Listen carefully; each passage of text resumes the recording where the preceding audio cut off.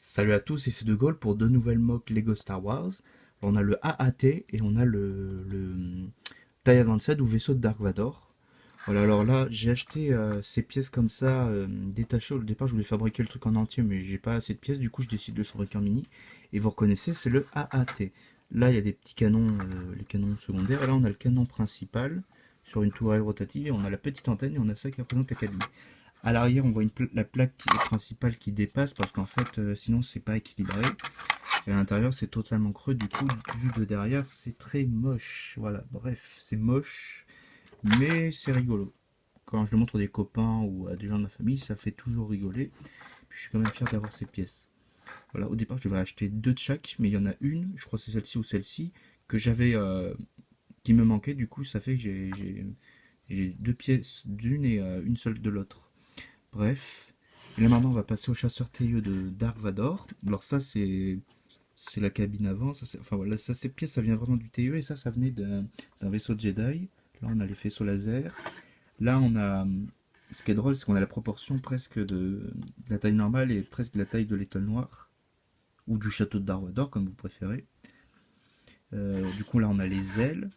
Voilà c'est pareil que dans l'étoile noire. Là on a les réacteurs arrière. Je sais pas si on a vraiment. En dessous, il y a les socles pour faire tenir. D'ailleurs, je sais pas pourquoi j'ai mis cette petite pièce transparente. Je crois que je vais l'enlever. Du coup, en haut, on a des petits détails. Là, bon, pas grand chose. Là, j'ai mis ces pièces pour donner un peu de forme.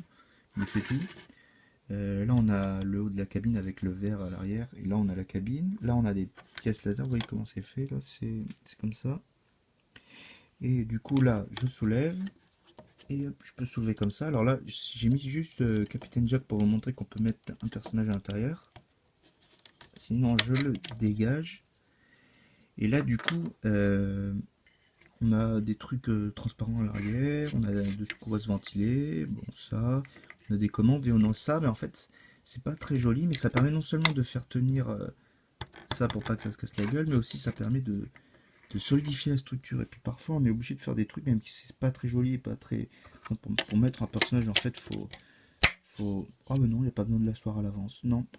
Mais bref, des fois je suis obligé de faire des trucs qui sont pas jolis, qui sont un peu chiants, mais c'est obligatoire. Bref, voilà. Bon, je suis assez content de l'avoir construit. Bon, ces pièces-là, faudra que je les change en gris, mais sinon c'est tout. Je pense que je suis tout à fait capable de réduire la taille, mais après il me faut les pièces nécessaires. Euh, voilà, on peut refermer. Voilà.